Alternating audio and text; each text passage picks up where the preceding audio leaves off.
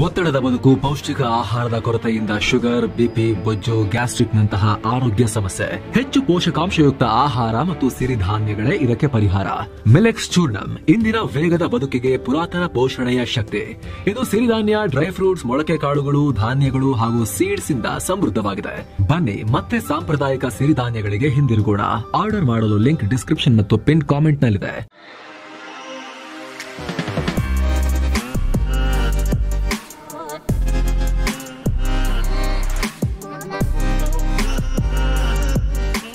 Hi friends, ದಿನದ ಎಲ್ಲಾ ಪ್ರಮುಖ ಸುದ್ದಿಯನ್ನ ನಿಮಗೆ ತಲುಪಿಸುವ ಮಸ್ತ್ಮಗ.comನ ಫುಲ್ ನ್ಯೂಸ್ಗೆ ಸ್ವಾಗತ.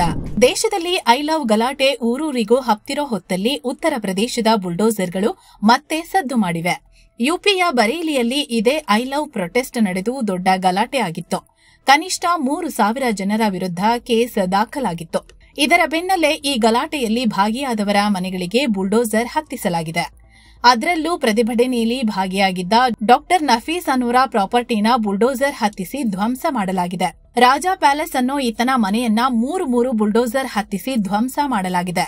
ಹಾಗೆ ಉಳಿದ ಕಡೆಯೂ ಈ ಕಾರ್ಯಾಚರಣೆ ಮುಂದುವರೆದಿದೆ. ಬರೇಲಿ ಡೆವಲಪ್ಮೆಂಟ್ ಅಥಾರಿಟಿ ಬಿಡಿಎ ಈ ಆಪರೇಷನ್ ನಡೆಸುತ್ತಿದ್ದು, ನಗರದಲ್ಲಿ ಅಕ್ರಮ ಕಟ್ಟಡಗಳನ್ನು ತೆರವುಗೊಳಿಸೋ ಕಾರ್ಯಾಚರಣೆಯ ಭಾಗವಾಗಿ ಈ ಕ್ರಮ ತಗೊಂಡಿದ್ದೀವಿ ಅಂತ ಯೋಗಿ ಸರ್ಕಾರ ಹೇಳಿದೆ. ಜೊತೆಗೆ ಈ ನಫೀಸ್ ನಕಲಿ ವೈದ್ಯ, ಆತನಿಗೆ ಲೈಸೆನ್ಸ್ ಇರಲಿಲ್ಲ ಅಂತ ಉತ್ತರ ಪ್ರದೇಶದ ಅಧಿಕಾರಿಗಳು ಹೇಳಿದ್ದಾರೆ. ಇನ್ನೊಂದು ಕಡೆ ಪ್ರತಿಭಟನೆಯ ಪ್ರಮುಖ ಆರೋಪಿ ಇತ್ತೆಹಾದ್ ಇ ಮಿಲ್ಲಾತ್ ಕೌನ್ಸಿಲ್ ಮುಖ್ಯಸ್ಥ ಮೌಲಾನಾ ತೌಕಿರ್ ರಜಾ ಖಾನ್ನ ಮನೆಯನ್ನ ಸೀಸ್ ಮಾಡಲಾಗಿದೆ. ಹಾಗೆ ಈ ಮೌಲಾನಾ ಆಪ್ತರ ಪ್ರಾಪರ್ಟಿಗಳನ್ನ ನೆಲಸಮ ಮಾಡಲಾಗಿದೆ. ಮೊದಲಿಗೆ ಮೊಹಮ್ಮದ್ ಫರ್ಹದ್ ಖಾನ್ ಅನ್ನೋ ವ್ಯಕ್ತಿಯ ನಿವಾಸ ಹಾಗೂ ಮೊಹಮ್ಮದ್ ನದೀಮ್ ಅನ್ನೋರ ಅಂಗಡಿಗೆ ಬೀಗ ಹಾಕಿದ್ರು. ನಂತರ ಈ ಕಾರ್ಯಾಚರಣೆ ಸ್ಟಾರ್ಟ್ ಆಗಿದೆ. ಅತ್ತ ಪಂಜಾಬ್ನ ಜಲಂಧರ್ನಲ್ಲೂ ಲವ್ ಬೆಂಕಿ ಹತ್ಕೊಂಡಿದೆ.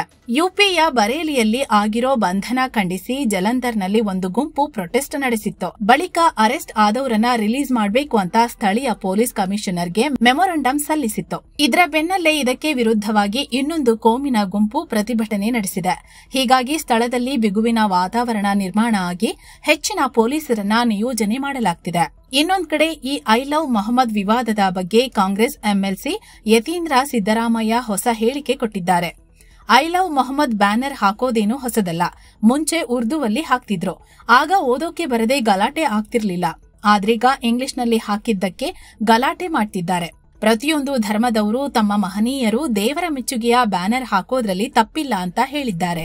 ಭಾರತ ಹಾಗೂ ಪಾಕಿಸ್ತಾನದ ನಡುವಿನ ಕ್ರಿಕೆಟ್ ಮ್ಯಾಚ್ ಮತ್ತೆ ವಿವಾದದ ಕೇಂದ್ರವಾಗಿದೆ. ಏಷ್ಯಾ ಕಪ್ ಬಳಿಕ ಈಗ ಮಹಿಳಾ ಏಕದಿನ ವಿಶ್ವಕಪ್ನಲ್ಲೂ ಹ್ಯಾಂಡ್ಶೇಕ್ ಬೆಂಕಿ ಹೊತ್ತಿದೆ. ಶ್ರೀಲಂಕಾದ ಕೊಲಂಬೋದಲ್ಲಿ ಭಾರತ ಪಾಕ್ ಮಧ್ಯೆ ಲೀಗ್ ಹಂತದ ಮ್ಯಾಚ್ ನಡೆಯುತ್ತಿದ್ದು, ಈ ಪಂದ್ಯದ ಆರಂಭದಲ್ಲಿ ಟಾಸ್ ವೇಳೆ ಭಾರತ ಮಹಿಳಾ ತಂಡದ ನಾಯಕಿ ಹರ್ಮನ್ ಪ್ರೀತ್ ಕೌರ್ ಹಾಗೂ ಪಾಕ್ ನಾಯಕಿ ಫಾತಿಮಾ ಸನಾ ಪರಸ್ಪರ ಹ್ಯಾಂಡ್ಶೇಕ್ ಮಾಡದೆ ಹಾಗೆ ಹೋಗಿದ್ದಾರೆ. ಟಾಸ್ ವೇಳೆ ಇಬ್ಬರು ಕ್ಯಾಪ್ಟನ್ಗಳು ಸಪರೇಟ್ ಆಗಿ ಬಂದ್ರು. ಬಳಿಕ ಟಾಸ್ಗಾಗಿ ಕಾಯಿನ್ ಹಾರಿಸಲಾಯಿತು. ಆಗ ಟಾಸ್ ಗೆದ್ದ ಫಾತಿಮಾ ಸನಾ ಬೌಲಿಂಗ್ ಆಯ್ದುಕೊಂಡು ಬ್ರಾಡ್ಕಾಸ್ಟರ್ ಮೇಲೆ ಜೋನ್ಸ್ ಜೊತೆ ಮಾತಾಡಿ ಹೋದ್ರು. ತದನಂತರ ಬ್ರಾಡ್ಕಾಸ್ಟರ್ ಜೊತೆ ಮಾತಾಡೋಕೆ ಅಂತ ನಮ್ಮ ಕ್ಯಾಪ್ಟನ್ ಹರ್ಮನ್ ಪ್ರೀತ್ ಬರ್ತಿರುವಾಗ ಇಬ್ರು ಎದುರು ಬದುರಾದ್ರು. ಆದರೆ ಯಾವುದೇ ಸಂಭಾಷಣೆ ಆಗಿಲ್ಲ.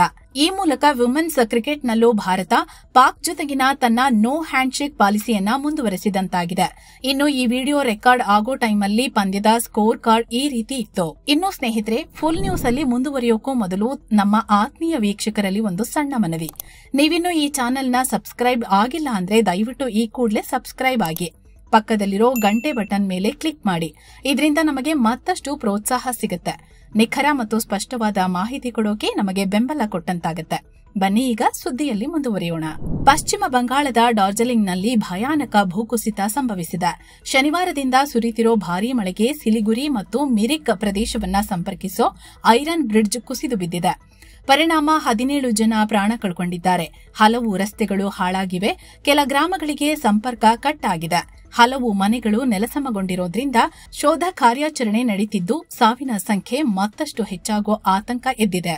ಎನ್ಡಿಆರ್ಎಫ್ ಜೊತೆಗೆ ಸ್ಥಳೀಯ ಆಡಳಿತ ಮತ್ತು ಪೊಲೀಸರು ರಕ್ಷಣಾ ಕಾರ್ಯಾಚರಣೆ ಮುಂದುವರೆಸಿದ್ದಾರೆ. ಅಲ್ಲದೆ ಬಂಗಾಳದ ಸರ್ಸಾಲಿ, ಮಿರಿಕ್ ಬಸ್ತಿ, ಜರ್ಸಿಂಗಾಂವ್, ಮೆಚಿ ಭಾಗದಲ್ಲಿ ಆಸ್ತಿಪಾಸ್ತಿ ಹಾನಿಯಾಗಿದೆ. ದುರ್ಗಾ ಪೂಜೆ ನಂತರ ಕೋಲ್ಕತ್ತಾ ಹಾಗೂ ಪಶ್ಚಿಮ ಬಂಗಾಳದ ಇತರೆ ಕಡೆಗಳಿಂದ ಹೆಚ್ಚಿನ ಪ್ರವಾಸಿಗರು ಡಾರ್ಜಿಲಿಂಗ್ಗೆ ಬರ್ತಾರೆ. ಹೀಗಾಗಿ ಅವರೆಲ್ಲ ಮಾರ್ಗ ಮಧ್ಯೆ ಸಿಕ್ಕಾಕೊಂಡಿರಬಹುದು ಎನ್ನಲಾಗ್ತಿದೆ. ಡಾರ್ಜಿಲಿಂಗ್ ಸೇರಿದಂತೆ ಕಾಲಿಂಪಾಂಗ್, ಜಲ್ಪೈಗುರಿ ಮತ್ತು ಅಲಿಪುರ್ ದುವಾರ್ ಜಿಲ್ಲೆಗಳಿಗೆ ರೆಡ್ ಅಲರ್ಟ್ ನೀಡಲಾಗಿದೆ. ಇನ್ನು ದುರಂತದಲ್ಲಿ ಮೃತಪಟ್ಟವರಿಗೆ ಪಿಎಂ ಮೋದಿ ಸಂತಾಪ ಸೂಚಿಸಿದ್ದಾರೆ.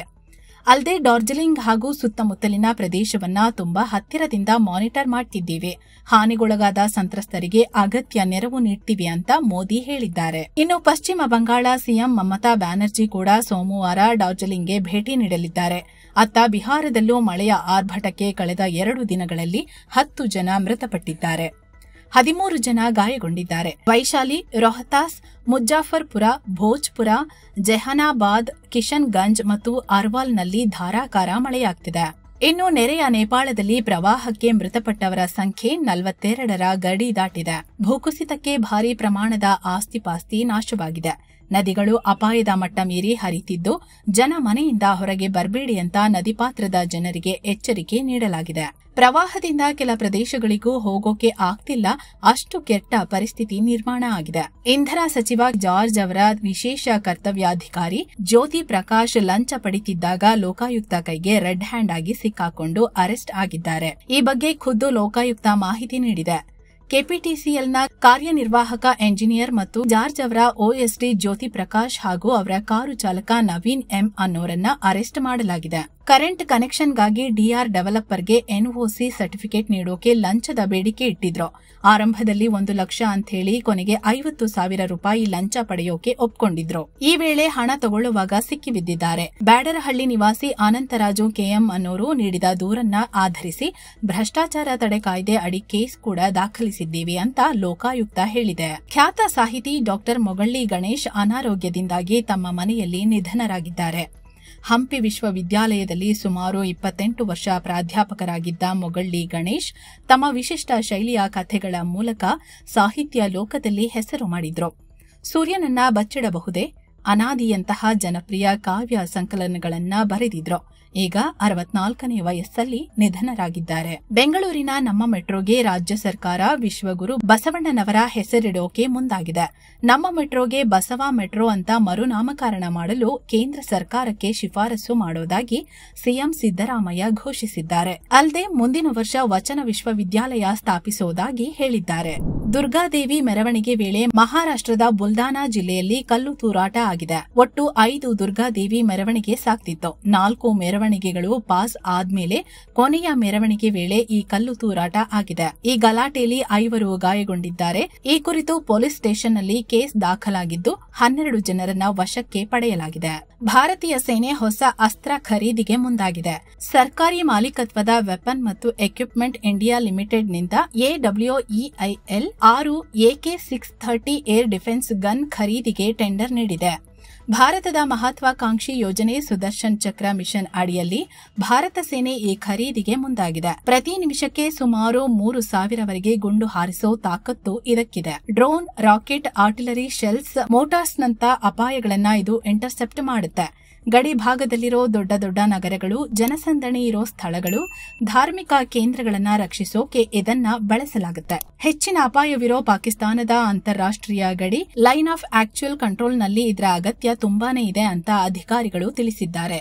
ಇನ್ನು ಇದು ಮೊಬೈಲ್ ಲಾಂಚರ್ ಆಗಿರೋದ್ರಿಂದ ಕ್ವಿಕ್ ಆಗಿ ಒಂದ್ ಕಡೆಯಿಂದ ಮತ್ತೊಂದ್ ಕಡೆಗೆ ಮೂವ್ ಮಾಡಬಹುದು. ಸುಮಾರು 4 ಕಿಲೋಮೀಟರ್ ತನಕ ದೂರವಿರೋ ಥ್ರೆಟ್ಗಳನ್ನ ಹೊಡೆದಾಕೋ ಸಾಮರ್ಥ್ಯವಿದೆ.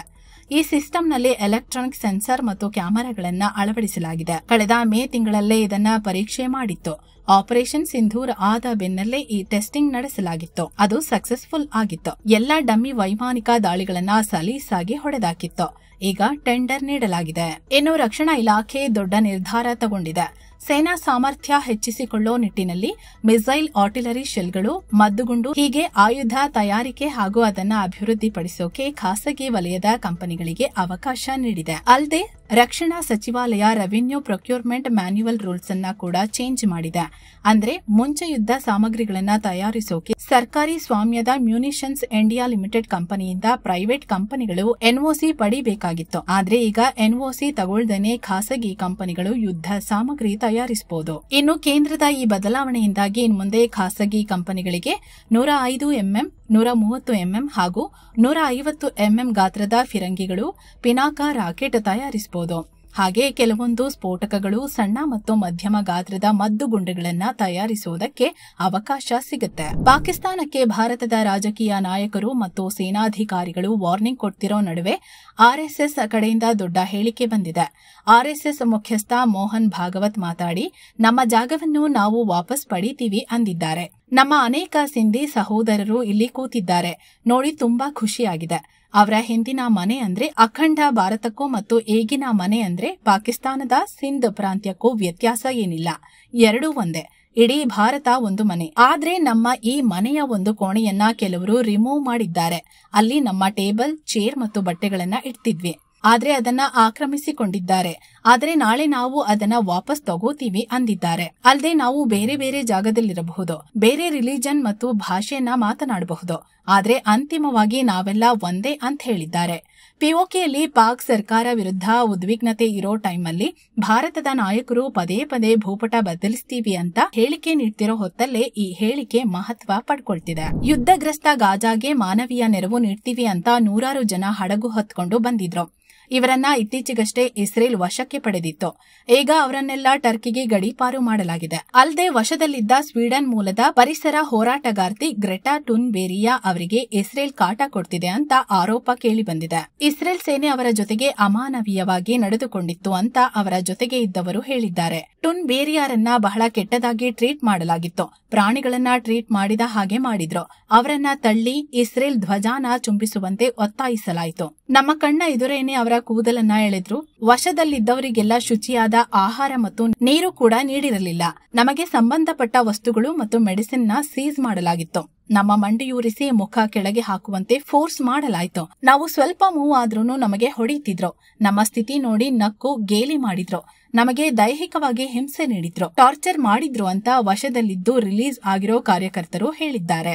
ಆದ್ರೆ ಇಸ್ರೇಲ್ ಈ ಬಗ್ಗೆ ಇದುವರೆಗೂ ಪ್ರತಿಕ್ರಿಯೆ ಕೊಟ್ಟಿಲ್ಲ. ಇನ್ನು ಮಾನವ ಹಕ್ಕುಗಳು, ಧಾರ್ಮಿಕ ಹಕ್ಕುಗಳ ಬಗ್ಗೆ ಪದೇ ಪದೇ ಮಾತಾಡೋ ಅಮೆರಿಕ ಈಗ ತಾನೇ ದೊಡ್ಡ ವಿವಾದ ಮಾಡಿಕೊಂಡಿದೆ. ಅಮೆರಿಕದ ಸೇನೆಯಲ್ಲಿರೋ ಪ್ರತಿಯೊಬ್ಬ ಯೋಧ ದಾಡಿ ಬಿಡಬಾರದು, ಉದ್ದ ಕೂದಲು ಸಹ ಬಿಡೋ ಹಾಗಿಲ್ಲ, ಪೇಟ ಕೂಡ ಹಾಕೊಳ್ಳೋ ಹಾಗಿಲ್ಲ. ಒಂದ್ ವೇಳೆ ಈಗ ಯಾರಾದ್ರೂ ಗಡ್ಡ, ಉದ್ದ ಕೂದಲು ಬಿಟ್ಟಿದ್ರೆ ನಾವದನ್ನ ಕಟ್ ಮಾಡ್ತೀವಿ ಅಂತ ಅಮೆರಿಕದ ಡಿಫೆನ್ಸ್ ಸೆಕ್ರೆಟರಿ ಪೀಟ್ ಹೆಕ್ಸೆತ್ ಹೇಳಿದ್ದಾರೆ. ಜೊತೆಗೆ ಸರಿಯಾಗಿ ಫಿಟ್ನೆಸ್ ಮೇಂಟೈನ್ ಮಾಡಬೇಕು ಅಂತ ಸಲಹೆ ನೀಡಿದ್ದಾರೆ. ಇದನ್ನ ಅಮೆರಿಕ ಉಪಾಧ್ಯಕ್ಷ ಜೆಡಿ ವ್ಯಾನ್ಸ್ ಕೂಡ ಸಮರ್ಥನೆ ಮಾಡಿಕೊಂಡಿದ್ದು, ಇದಕ್ಕೀಗ ಅಮೆರಿಕ ಸೇನೆಯಲ್ಲಿರೋ ಸಿಖ್ ಅಲ್ಪಸಂಖ್ಯಾತರು ಭಾರೀ ವಿರೋಧ ವ್ಯಕ್ತಪಡಿಸಿದ್ದಾರೆ. ನಮ್ಮ ನಂಬಿಕೆಗಳನ್ನ ಫಾಲೋ ಮಾಡೋ ನಿಟ್ಟಿನಲ್ಲಿ ನಾವು ಗಡ್ಡ ಬಿಡ್ತೀವಿ. ಆದ್ರೆ ಈ ಹೊಸ ರೂಲ್ಸ್ ಸಿಖ್, ಮುಸ್ಲಿಂ, ಯಹೂದಿಗಳು ಹಾಗೂ ಇತರೆ ಧರ್ಮೀಯರ ಮೇಲೆ ಗಂಭೀರ ಪರಿಣಾಮ ಉಂಟು ಮಾಡುತ್ತೆ. ಹೀಗಾಗಿ ನಾವೆಲ್ಲ ನಮ್ಮ ಧಾರ್ಮಿಕ ನಂಬಿಕೆಗಳನ್ನ ಉಳಿಸಿಕೊಳ್ಳೋ ಅಗತ್ಯ ಇದೆ ಅಂತ ನಾರ್ತ್ ಅಮೆರಿಕನ್ ಪಂಜಾಬಿ ಅಸೋಸಿಯೇಷನ್ನ ಎಕ್ಸಿಕ್ಯೂಟಿವ್ ಡೈರೆಕ್ಟರ್ ಸತ್ನಾಮ್ ಸಿಂಗ್ ಚಾಹಲ್ ಹೇಳಿದ್ದಾರೆ. ಹೈದರಾಬಾದ್ ಮೂಲದ 27 ವರ್ಷದ ಚಂದ್ರಶೇಖರ್ ಪೋಲ್ ಅನ್ನೋ ವಿದ್ಯಾರ್ಥಿ ಮೇಲೆ ಅಮೆರಿಕದ ಟೆಕ್ಸಾಸ್ನಲ್ಲಿ ಅಪರಿಚಿತ ದಾಳಿಕೋರರು ಗುಂಡು ಹಾರಿಸಿ ಹತ್ಯೆ ಮಾಡಿದ್ರು. ದುಷ್ಕರ್ಮಿಗಳು ದರೋಡೆ ಮಾಡುವಾಗ ಗುಂಡು ಹಾರಿಸಿದ್ದಾರೆ ಅಂತ ಅಲ್ಲಿನ ಮಾಧ್ಯಮಗಳು ರಿಪೋರ್ಟ್ ಮಾಡಿದ್ದು. ಈಗ ಪೊಲೀಸರು ತನಿಖೆ ಶುರು ಮಾಡಿದ್ದಾರೆ. ಹೈದರಾಬಾದ್ನಲ್ಲಿ ಬಿಡಿಎಸ್ ಕಂಪ್ಲೀಟ್ ಮಾಡಿದ್ದ ಚಂದ್ರಶೇಖರ್ ಎಂಎಸ್ ಮಾಡೋಕಂತ 2 ವರ್ಷಗಳ ಹಿಂದೆ ಅಮೆರಿಕಕ್ಕೆ ಹೋಗಿದ್ರು. ವಿದ್ಯಾಭ್ಯಾಸ ಜೊತೆ ಡಲ್ಲಾಸ್ನ ಸ್ಟೇಷನ್ನಲ್ಲಿ ಪಾರ್ಟ್ ಟೈಮ್ ಜಾಬ್ ಮಾಡ್ತಿದ್ರು. ಸೊ ಫ್ರೆಂಡ್ಸ್, ಇದಾಗಿತ್ತು ಇವತ್ತಿನ ಫುಲ್ ನ್ಯೂಸ್. ಮತ್ತೆ ಭೇಟಿಯಾಗ್ತಿರೋಣ. ನಮಸ್ಕಾರ.